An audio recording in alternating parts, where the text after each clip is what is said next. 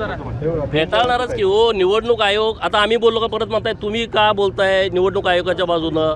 निवडणूक आयोगाचे तुम्ही काय प्रवक्ते आहात का? निवडणुकीची प्रक्रिया आहे ना. निवडणुकीच्या प्रक्रियेमध्ये निवडणूक आयोगाने 2-4 वेळा प्रेस कॉन्फरन्स घेऊन सांगितलं की हे EVM हॅक होत नाही.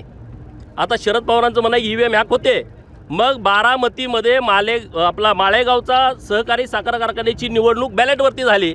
ह्यांना 200च मतं पडली. मग कुठं काय झालं सांगा तुम्ही. ह्याच्यावरती तुम्ही जरा करा ना ती कुठं आकडे पडले काय पडले किती उमेदवार पडले. शरद पवारांचं पॅनेल होतं त्यांना एकूण मतं 200 पडलेले आहेत बॅलेटवरती. मग आता तिथं का नाही तुमचं आलं?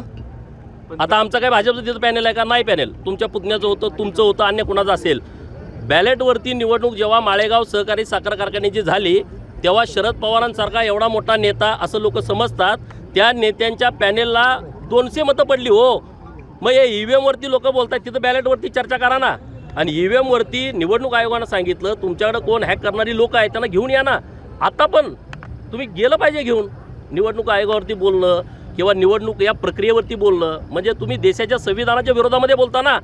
देशाच्या संविधानातला हा भाग आहे न्यायालयावरती बोलणं. आमच्या बाजूनं झालं हे न्यायालयाने 1 नंबर आहे लोकशाही जिवंत आहे. तुमच्या विरोधात एखादा निकाल गेला मग तुम्ही न्यायालयावरती टीकाटिप्पणी करता. ह्या ज्या संस्था आहेत या संस्था संविधानानं निर्माण केलेल्या संस्था आहेत. त्या संस्थावरती डाऊट घेणं शंका घेणं हे योग्य आहे असं मला अजिबात वाटत नाही.